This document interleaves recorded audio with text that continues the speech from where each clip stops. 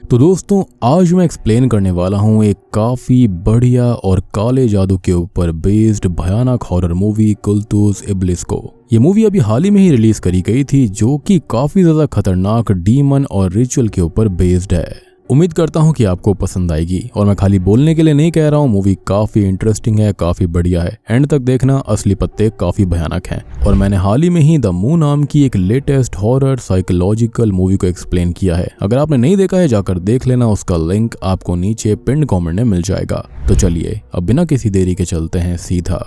Video की तरफ।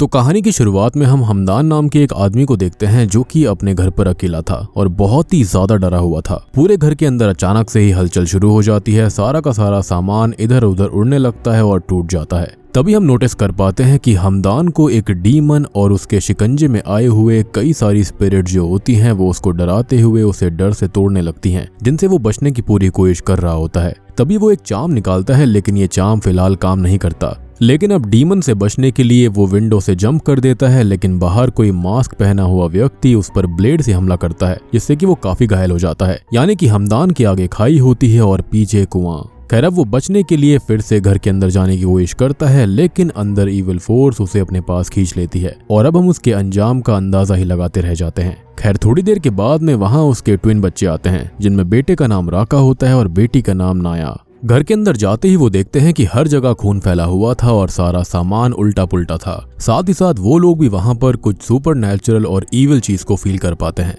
वो दोनों ही अपने पिता को देखते हैं जिनकी मृत्यु हो चुकी थी और उसकी हालत बहुत ही ज्यादा खराब थी। उसका चेहरा झुलस गया था और उसकी आंतें बाहर आ गई थी और मरते टाइम भी उसके पास वही चाम था और हमने देखा भी था कि वो चाम उसे बचा नहीं पाया था। खैर अब उसके फ्यूनरल की तैयारी होती है और उसकी हालत देखकर, उसके हाथ के चाम को देखकर सब लोग बात करने लगते हैं कि ये काले जादू या फिर किसी भयानक रिचुअल का ही नतीजा रहा होगा, लेकिन सच अभी किसी को भी नहीं पता था। खैर अब हमदान के आखिरी राइट्स पूरे हो गए थे, लेकिन आज बारिश बहुत ही ज्यादा तेज हो रही होती है, तो यहाँ पर हमदान का बैरियल नहीं किया जाता, जिससे कि बॉडी को आज घर पर ही रखना पड़ता है। अब सभी लोग अपने अपने घर चले जाते हैं और यहाँ पर हमदान की बॉडी के पास राका और नाया रुके हुए थे, जो कि अपने पिता की ऐसी हालत देखकर बहुत ही ज्यादा दुखी थे। जहाँ पर राका ये बोलता है कि सभी लोग काले जादू के बारे में बोल रहे थे, लेकिन नाया को इन सब बातों पर बिल्कुल भी यकीन नहीं था और वो अपने पिता को ऐसी चीजों से जोड़ना भी नहीं चाहती थी। लेकिन राका सच को ढूंढने के लिए अपना मन पक्का कर लेता है। तभी राका अपने पिता के रूम को चेक करता है और नाया अपने पिता की बॉडी के पास थी, लेकिन होता यह है कि उन दोनों को ही गोस्ट हॉन्ट करते हैं।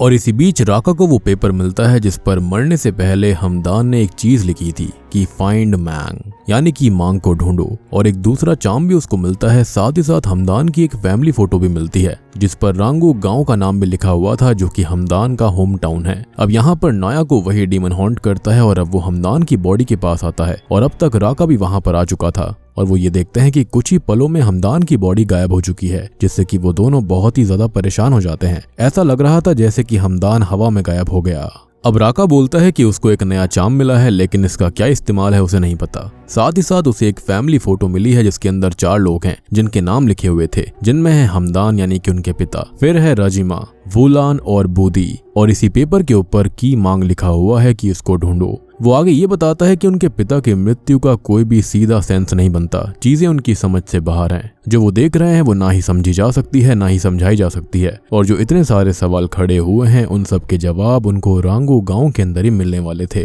वो आगे ये बताता है कि उनके पिता ने आज तक अपने परिवार को, पास्ट को, इवन उन दोनों की मदर तक को राज रखा है, कभी उन्हें कुछ भी नहीं बताया। और अगर उन्हें उनकी पिता के मृत्यु के बारे में और ये सारी चीजों के बारे में जानना है तो उन्हें उनके गांव ही जाना पड़ेगा। और सबसे बड़ी बात कि उनके पिता की बॉडी भी गायब हो गई थी जिसको वो डीमन लेकर जा चुका है। और यहाँ पर सारे लोग बातें बनाएंगे कि आखिर बॉडी कहाँ चली गई। तो अगर वो गांव के अंदर जाते हैं तो वो ये कह सकते हैं कि उन्हें उनके ही होम टाउन में बैरी कर दिया गया। खैर अब ये दोनों ही रांगू गांव के लिए निकल जाते हैं और हम नाया के बर्थडे का फ्लैशबैक देखते हैं जिसके अंदर ये तीनों ही सेलिब्रेशन कर रहे थे। और तभी हमदान बहुत परेशान सा रह रहा था, थोड़ा डर भी रहा था और चिंता भी कर रहा था, और वो बार बार उस चाम को और बाहर देखकर परेशान होते जा रहा था। खैर अब वो लोग रांगू गांव के रोड तक तो पहुंच गए थे, लेकिन गांव जो है वो मेन रोड से काफी अंदर था। और यहाँ पर आते ही नाया का मूड खराब हो जाता है क्योंकि वो यहाँ पर पहला कदम रखते ही मरा हुआ जानवर देख लेती है। अब वो लोग एक लड़के से हेल्प मांगने की कोशिश करते हैं, लेकिन वो लड़का उनको देखकर ही उल्टे पांव भाग जाता है और वो खुद से ही आगे निकल जाते हैं। तो उन्हें आयु नाम की एक लड़की मिलती है जो उन्हें रजीमा के घर तक छोड़ने लगती है।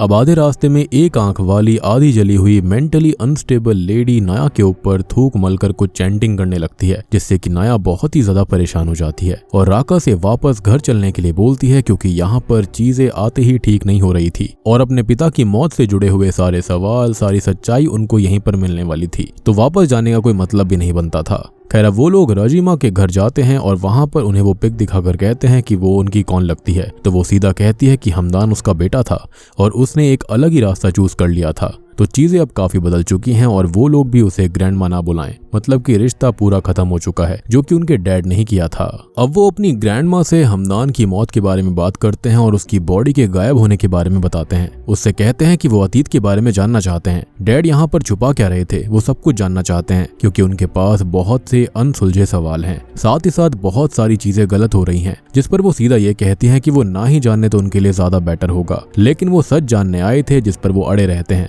तो उनकी ग्रैंडमा ये कहती है कि 1-2 दिन में यहाँ पर फेस्टिवल होने वाला है, जिसके अंदर पूरी एक्सटेंडेड फैमिली शामिल होगी, तो वो उसे अटेंड कर सकते हैं और चाहे तो वो 2 दिन यहीं पर रुक जाएं, जिस पर वो दोनों ही मान जाते हैं। तो उनकी ग्रैंडमा नाया को वुलान का और राका को हमदान का पुराना रूम रहने के लिए दे देती है। अब थोड़ी देर के बाद में राका नाया से बात करने के लिए आता है और उसे वो चार्म और वो पेपर रखने के लिए दे देता है और कहता है कि वो कल मांग के बारे में पता करेंगे। अब नाया कहती है कि उन्हें यहाँ पर नहीं आना चाहिए था और डैड के पास कोई अच्छी वजह ही होगी जो कि वो यहाँ पर रहना नहीं चाहते थे और उन्हें कभी भी यहाँ पर लेकर नहीं आए। हालांकि यहाँ पर नाया ये बात मानना नहीं चाहती थी कि उसके डैड अच्छे पिता नहीं थे, लेकिन अब उसके माइंड में भी ये सारे सवाल आने लगते हैं, जिस पर राका उसे लाइट अप करके रेस्ट करने के लिए चला जाता है। अब वो रेस्ट करने लगती है तो उसे सपना आता है कि वो लाश की जगह पर है और वो डीमन उसके ऊपर चढ़ती आ रही है, जिससे कि वो बहुत ही ज्यादा डर कर जाग जाती है और हमदान का वो चाम पहन लेती है। लेकिन कुछ ही पलों में वो एक और सपना देखती है, जिसके अंदर वो एक गुफा के पास थी, जहाँ से हमदान की ही आवाज आ रही थी।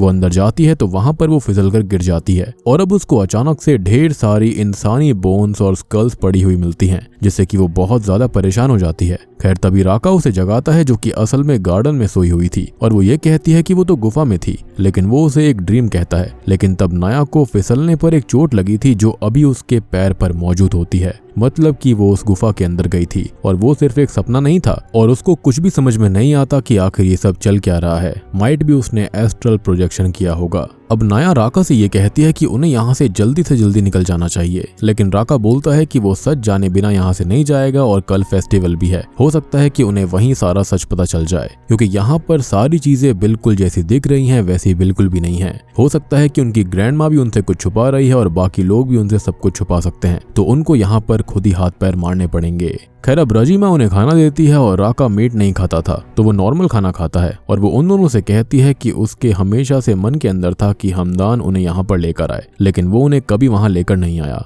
हालांकि अब वो लोग यहाँ पर आए हैं, जिससे वो काफी खुश है और एस दादी अपने पोते पोती से प्यार तो बहुत ही ज्यादा करती है, चाहे वो उसकी आंखों के सामने रहें या फिर नजर से बहुत दूर। अब बातों ही बातों में नाया उससे केव के बारे में यानी कि गुफा के बारे में पूछती है, तो वो ये कहती है कि गांव के अंदर तो कोई गुफा है ही नहीं और अब वो अपने किसी काम से चली जाती है। राका और नाया अब यहाँ वहाँ घूमने लगते हैं, जो कि गुफा ही ढूंढ रहे थे, लेकिन उनको कोई भी गुफा नहीं मिलती, एज वहां पर कोई गुफा थी ही नहीं। लेकिन तभी उनको वो लड़का मिलता है जो कि शुरुआत में उनको देखकर लौट गया था, जिससे कि वो केव के बारे में पूछते हैं, तो वो ये कहता है कि यहाँ पर बाथी नाम की एक केव है और इतना कहकर वो वहां से चला जाता है और वो लोग केव को ढूंढने लगते हैं, जो कि उन्हें नहीं मिलती और राका कहता है कि वो आयु की हेल्प लेंगे, लेकिन नाया को अभी केव देखनी ही थी, जिससे कि उनकी बहस हो जाती है और अब सडनली ही राका यहाँ से गायब हो जाता है और खुद को बाथी केव में ही पाता है। यहाँ पर उसे एक बेबी का कटा हुआ सर मिलता है और अब कुछ चैंटिंग शुरू हो जाती है, जिसके साथ धीरे धीरे उसका डर बढ़ने लगता है, जिसकी हड टूट जाती है जब वो डीमन उस पर हमला करती है। अब दूसरी ओर नाया अपने भाई को ढूंढ रही होती है, जहाँ पर वो घूमते हुए आयु के घर पर आ जाती है, जहाँ पर वो छुपकर नोटिस करती है तो आयु मीट काट रही थी, जिसको देखकर वो बहुत डर जाती है। लेकिन किसी मासूम लड़की को मीट काटते हुए देखकर वो डर क्यों गई, तो वो डर इसलिए गई थी क्योंकि आयु एक सर कटी बॉडी का मीट काट रही थी, यानी कि इंसानी मांस। अब डर से भागकर जंगल में वो आ जाती है, जहाँ पर उसे फिर से वही पागल लेडी मिलती है, जिससे बचकर वो आगे जाती है, जहाँ पर सडनली बहुत सारे कोकोनट्स नीचे गिरने लगते हैं, जिनसे वो बचने की कोशिश तो करने लगती है, लेकिन तभी वो एक ट्रैप पिट में गिर जाती है, जहाँ पर एक कोकोनट भी गिरता है, जिसको वो देखती है तो वो असल में हमदान का सर था, जिसको देखकर वो बहुत ही ज्यादा डर से कांप जाती है। लेकिन अब वही लड़का वहां पर आता है जो कि शुरुआत में उनको देखकर भाग गया था। वो आकर उसे बाहर निकालने में उसकी हेल्प करता है और अब वो उससे मदद मांगती है तो वो ये कहता है कि उसका भाई सेफ है और उसे वो राजिमा के घर पर ही मिलेगा। इस गांव के अंदर कोई भी गायब होता है तो वो वहीं पहुंच जाता है। साथ ही साथ वो इस गांव से जल्दी निकल जाए, नहीं तो उनका अंजाम बहुत बुरा होगा। खैर अब वो उससे ये पूछने लगती है कि आखिर इस गांव के अंदर चल क्या रहा है और क्या वो उसके पिता हमदान को जानता था, जिस पर वो कहता है कि वो उसके पिता को जानता है, लेकिन अभी वो वक्त का मोहताज है तो वो उसे बाद में सब कुछ बता देगा और फिलहाल अभी उसे अपने घर जाना चाहिए और जल्दी से जल्दी गांव से भी निकल जाना चाहिए, जिसके अंदर वो उसकी हेल्प भी कर सकता है, जिस पर वो एग्री हो जाती है। खैर अब वो उसे राजिमा के घर पर छोड़ देता है और रास्ते में अपना नाम सुगेंग बताता है। वो ये बोलता है कि वो किसी से ज्यादा बात नहीं करता और खासकर स्ट्रेंजर से तो बचकर ही रहता है और इसलिए वो शुरुआत से ही उससे भागता फिर रहा था, उसे अवॉइड कर रहा था। और नाया उसकी वॉच नोटिस करती है जो कि थोड़ी सी महंगी सी और यूनिक सी होती है, जिस पर वो कहता है कि ये उसके पिता की वॉच है। वो आगे ये बताता है कि वो सुबह 3 बजे तैयार रहे, जिससे कि वो उसे इस गाँव से बाहर निकाल देगा, लेकिन उसे ध्यान रखना होगा कि किसी को कानो कान इस चीज की खबर नहीं होनी चाहिए। खैर अब वो घर पर आती है तो राका वहीं पर था जो कि खाना खा रहा था, लेकिन टू हर शॉक वो मीट खा रहा होता है जो कि कभी मीट खाता भी नहीं था। अब वो भी खाना खाने लगती है और इसी बीच आयु घर पर मीट देने आई थी जो कि हमेशा ही मीट वहां देकर जाया करती, जिसको देखकर नया की हालत खराब हो जाती है क्योंकि अब वो जानती थी कि ये मीट असल में इंसानी मांस है।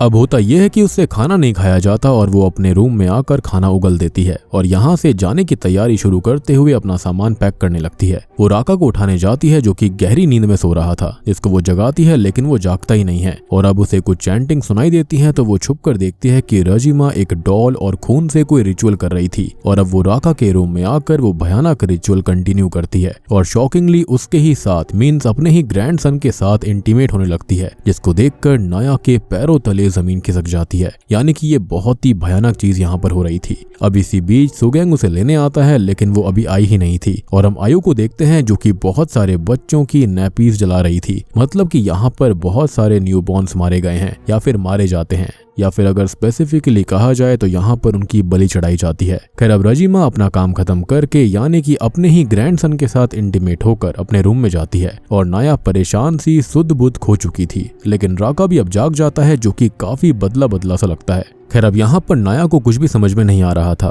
और वो अपने भाई को देखती है जो कि पजेस्ड होकर जिंदा मुर्गी खा रहा होता है, जिसे राजिमा होश में लाती है और अब वो सारा सच बताती है कि असल में हमदान यानी कि उनके पिता और उसका बेटा यहाँ पर काला जादू किया करता था, जिसके काले जादू से गांव के ऊपर कर्ज आ गया था। वो वहां से भाग तो गया लेकिन कर्ज यहीं पर रह गया, जिसने गांव के लोगों को शैतानी अंधेरे में ढालना शुरू कर दिया और किसी को कुछ भी समझ में नहीं आया। लेकिन एक भयानक रेमेडी मिली जिसके अंदर कर्ज से बचने के लिए गांव के सभी बच्चों को मारना पड़ता है, जो कि साइकिल तब से ही चलती आ रही है जब से ये काला जादू यानी कि ये कर्ज शुरू हुआ था। अब वो लोग यहाँ पर आए हैं जो कि इस कर्ज को हटाने में उनकी हेल्प कर सकते हैं, लेकिन नाया यहाँ पर रुकने से साफ इनकार कर देती है और अब फिर से राका पजेस्ड हो जाता है, जिसे राजिमा ठीक करती है और ये कहती है कि वो कहीं भी भाग जाएं, ये कर्ज अब उनका कभी पीछा नहीं छोड़ेगा, इसलिए उन्हें कर्ज हटाने के लिए गांव की हेल्प करनी पड़ेगी। अब अगले दिन वो उन दोनों को बाथी केव ले जाने लगती है जहां पर आज वो फेस्टिवल होना था। नाया अपनी ग्रैंडमा से ये पूछती है कि उन्होंने उनको केव के बारे में पहले क्यों नहीं बताया, तो वो ये बताती है कि अगर वो पहले ही इसके बारे में बता देती तो ये सीक्रेट जगह है जहाँ पर ये रिचुअल फिर कंप्लीट नहीं होता। अब यहाँ पर सभी गांव के लोग थे जो कि किसी रिचुअल की तैयारी कर चुके थे,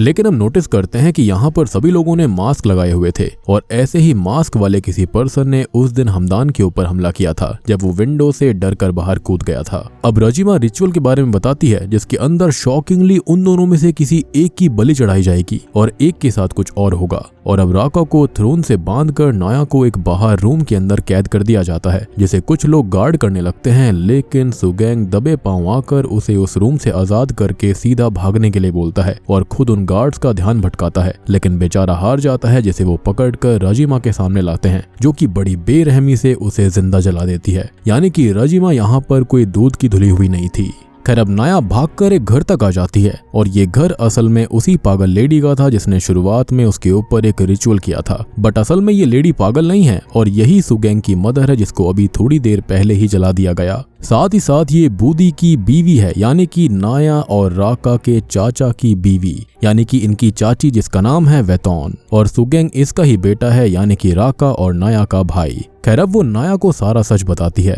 और दोस्तों अब यहाँ पर खुलते हैं इस मूवी के और कहानी के असली पत्ते। तो असल में इस गांव के लोग शुरुआत से ही बाथी डीमन को वर्शिप करते हैं, जिसकी वर्शिपिंग करने वाले फॉलोअर्स के अंदर इनब्रीडिंग होना जरूरी है, मतलब कि खून के रिश्तों के अंदर ही इंटीमेसी, जैसे कि यहाँ पर दादी ने राका के साथ किया था। जिससे कि होता यह है कि कुछ ना कुछ डिफॉर्मिटी वाले बच्चे पैदा होते हैं जिनको बाथी को खाने के लिए दिया जाता है एज अ सैक्रिफाइस, और बदले में वो प्रोटेक्शन, पावर्स और वेल्थ देता है। अब हर बार कुछ बच्चे सेलेक्ट हो जाते हैं और कुछ छूट जाते हैं जिन्हें अगली बार खिलाया जाता है, या फिर वो बड़े होकर रिचुअल को फॉलो करते हैं। अब इनब्रीडिंग से जो परफेक्ट बच्चा होता है, यानी कि जिसके अंदर कोई भी कमी नहीं होती, उसे लीडर बना दिया जाता है जो कि रिचुअल्स को जारी रखता है। और मेरे ख्याल से यहाँ पर जो रजीमा है वो भी एक परफेक्ट बच्ची रही होगी, जिसके चलते यहाँ पर वो इन सब रिचुअल्स को फॉलो कर रही है। और इनका जो पूरा का पूरा कल्ट है वो पक्का बाथी डीमन के ही पोजीशन के अंदर रहता होगा, अदरवाइज ऐसी भयानक चीजें करना तो कुछ भी सेंस नहीं बनाता। और यहाँ पर डिफॉर्मिटी का मतलब ये नहीं है कि इंसान का बच्चा बिल्कुल ही अलग होगा, लाइक उसके हाथ पैर आंख मुंह बिल्कुल ही अलग हो या फिर ना हो, ऐसा नहीं है। बल्कि एक आधी उंगली भी अगर एक्स्ट्रा हुई या फिर कोई आंख अजीब सी हुई तो वो इम्परफेक्ट माना जाएगा, डिफॉर्म माना जाएगा। अब यहाँ पर हमदान की इनब्रीडिंग ही उसकी बहन वुलान के साथ में हुई थी। जी हाँ, यानी कि जिनके बिस्तर पर इन दोनों को ही सुलाने के लिए भेजा गया था। तो वहाँ पर उनके ट्विंस पैदा हुए थे और वो दोनों ही अपने बच्चों को इस गंदगी से बचाना चाहते थे, क्योंकि उनको पता था कि अगर वो यहाँ पर पाले पोसे जाएंगे तो उनका भी यही हाशर होगा। अब वुलान अपनी मौत के काफी करीब थी, जो कि आखिरी बार यही बात कहती है कि उसके बच्चों को अच्छा फ्यूचर मिलना चाहिए। तो हमदान वहां से बच्चों को लेकर भागता है और वो सीधा जाकर वेतौन से हेल्प लेता है, क्योंकि वो मैजिक जानती थी और उसी मैजिक की वजह से उसकी जान बच गई। लेकिन इसके चक्कर में हुआ ये कि जो बाथी डीमन होता है वो काफी ज्यादा आक्रामक हो गया था, जिसके चलते उसका घर जल गया, जिसके अंदर उसका पति बूदी मारा गया और वो आधी जल गई थी। खैर इसके बाद वो उसे कीमांग के पास भेजती है, जो कि उसे चार्म्स दे देते, लेकिन ये चार्म्स खाली 21 साल तक ही चलते थे और इसलिए ही नाया के 22वें बर्थडे पर हमदान परेशान रहने लगा था और चार्म्स की शक्ति खत्म होने पर उसे बाथी ने मार डाला। माइट भी 21 साल तक कोई ऐसा मार्क होगा जिसको छुपाया जा सकता था, लेकिन उसके बाद उसको छुपाया नहीं जा सकता था। और सबसे बड़ी बात कि इसी गांव के एक आदमी ने उस पर हमला किया था, यानी कि वो जो मास्क पहना हुआ व्यक्ति था जिसने कि हमदान को काफी ज्यादा घायल किया था, और वही इस घर के अंदर वो पिक्चर भी रख कर आया था, यानी कि हमदान की फैमिली फोटो, और उसने ही लिखा था वहां पर सब कुछ, ताकि राका और नाया फोटो के जरिए यहाँ तक आ जाएंगे, इस गांव तक आ जाएंगे और उन पर रिचुअल हो पाएगा। क्योंकि नाया की एक एक्स्ट्रा फिंगर होती है जिसकी बलि दी जाएगी, यानी कि वो इम्परफेक्ट थी, और राका बिल्कुल परफेक्ट बच्चा है जिसको यहाँ पर लीडर बनाया जाएगा। मतलब कि वो कहीं भी जाए ये कर्स और ये डिस्टर्ब्ड फेट, ये इविल विलेज और बाथी डीमन उन्हें अपने पास खींच ही लेगा। अब नाया उसे वो दूसरा चार्म दिखाती है जो कि उनको मिला था, जिसको देखकर यहाँ पर वेतौन ये बताती है कि ये बाथी को भगाने का चार्म है, जिसको डिफॉर्म बच्चा ही इस्तेमाल कर सकता है, मतलब कि नाया ही उसे इस्तेमाल कर सकती है। खैर अब ये दोनों ही यहाँ से जाने लगती हैं, क्योंकि वेतौन यहाँ पर नाया को बचाना चाहती थी, इस सैक्रिफाइस को रोकना चाहती थी, लेकिन गांव वाले ऑब्वियसली उनको पकड़ लेते हैं और यहाँ पर ईविल तो ईविल है, तो वो उससे कैसे ही जीत सकती थी, तो वो बेचारी अपने ही बेटे की तरह मारी जाती है।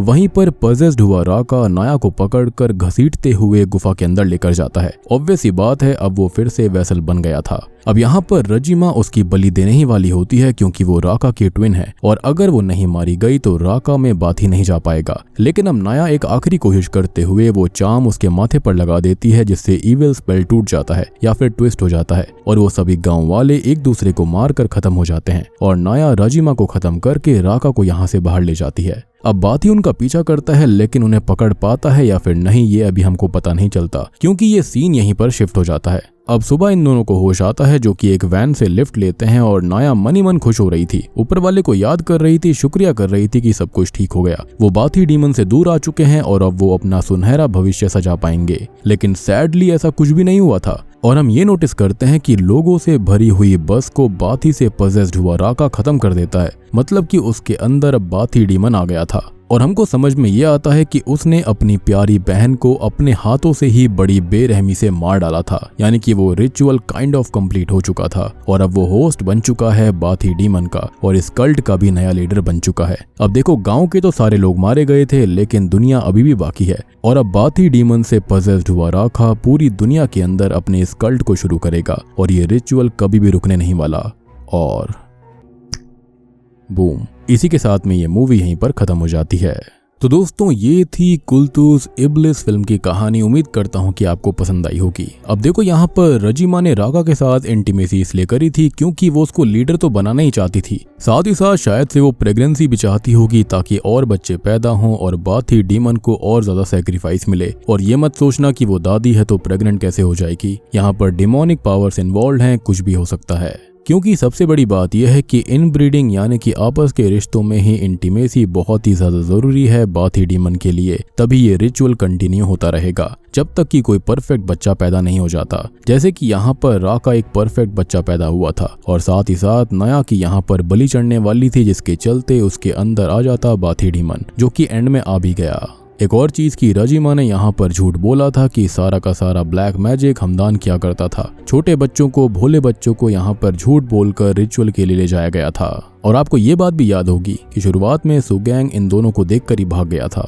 जिसका मतलब यही था वो अपने घर वालों को, अपनी माँ को वार्न करने वाला था कि भाई देखो यहाँ पर ये दोनों आ चुके हैं और सैक्रिफाइस फिर से होगा, जिसको उन्होंने रोकने की काफी कोशिश करी थी लेकिन अल्टीमेटली कुछ नहीं हुआ। अब तक तो ये डीमन जो था वो खाली इसी गुफा तक, इस गांव तक सीमित था, लेकिन अब ऐसा नहीं रहेगा क्योंकि अब वो बाहरी दुनिया में निकल चुका है और अब वो दुनिया भर में अपना कल्ट फैलाने वाला है। और आपने एक चीज और नोटिस करी होगी कि जब नाया को सपना आया था तो उसने खुद को इसी केव के अंदर पाया था जहां पर ढेर सारे इन्फेंट्स थे, उनकी बॉडी थी और कई सारे कंकाल और हड्डियां भी पड़ी हुई थी। यानी कि यहाँ पर एक नहीं बहुत सारे लोगों के साथ ऑलरेडी ऐसा हो चुका था। हमदान की बॉडी को भी इस डीमन ने कंज्यूम कर लिया, इसलिए नाया को उसका सर दिखाई दिया था, विच एक्सप्लेन्स कि उसके साथ क्या हुआ होगा। बात रही कि राका के साथ अचानक से क्या हुआ और वो केव के अंदर क्यों पहुंच गया था, तो देखो बाथी ने उसे अपना वेसल चूज कर लिया था, जिसके चलते उसे केव के अंदर बुला लिया गया और वहीं से वो ट्रांस जैसी स्टेट में चला गया था, जिसके चलते वो एक परफेक्ट वेसल बन गया था। तो उम्मीद करता हूँ कि आपको ये वीडियो और एक्सप्लेनेशन, रिचुअल और सारी चीजें पसंद आई होंगी। पसंद आई है तो वीडियो को लाइक कर देना, चैनल के ऊपर नए हैं तो सब्सक्राइब कर लीजिए। तो मैं आप सबको मिलता हूँ अगली वीडियो के साथ में, तब तक के लिए